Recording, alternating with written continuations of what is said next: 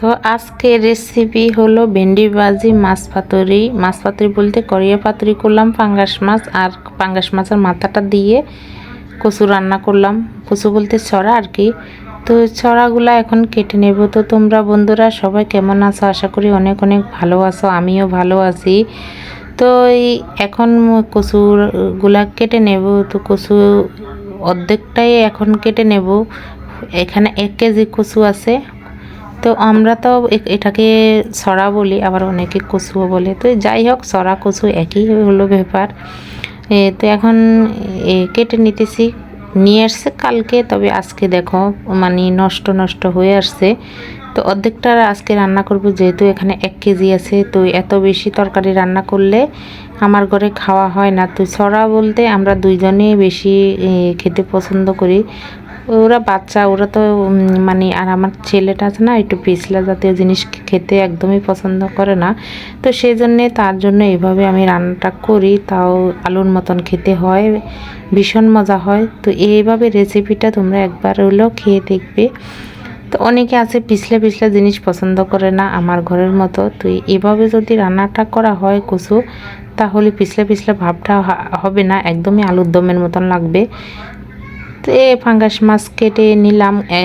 পাঙ্গাস মাছগুলো আছে না, বাড়ি থেকে নিয়ে আসছি, পুকুরের পাঙ্গাস মাছ গোটা গোটাই নিয়ে আসছি। তো এখন শুধু কাটা কাটা আর রান্না। একদম পরিষ্কার করে যে বই পাতা আছে না, ওই যে খড়খড়িয়া একটা পাতা পাওয়া যায় গ্রামের ভিতরে জঙ্গলে। তো এই পাতা দিয়ে পাঙ্গাস মাছ একটু ঘষা দিলে খুব ভালোভাবে পরিষ্কার হয়। তো সব মানে পরিষ্কার করে নিয়ে আসছি, শুধু এই পিসটা করিনি, গোটা গোটাই নিয়ে আসছি। তো খুব ভালোভাবে পাঙ্গাস মাছ কিন্তু ধোয়া লাগে, একটু পিছলা পিছলা আছে।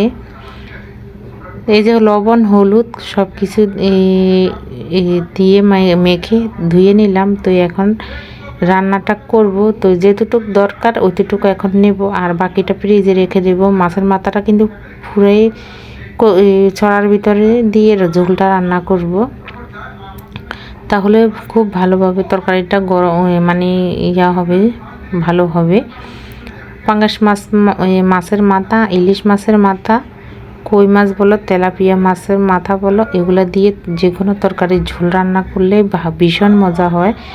তো আমি লবণ হলুদ আগে দিইনি, এভাবে দিয়ে তারপরে চড়াটা দিয়ে দিলাম। চড়াটা দিয়ে একটু পরিমাণ মতন হলুদ লবণ দিয়ে হালকা একটু কষাবো। তার এখানে আছে জিরা, রসুন, শুকনো লঙ্কা, আদা সব কিছু দিয়ে একটা মশলা বেটে নিলাম। তো সেটা দিয়ে সামান্য কষাবো। তো কারণ এখানে লঙ্কা আছে, বেশি কষানো যায় না, কারণ ঘরের ভিতরে মানুষজন আছে, দরকার বের হয়।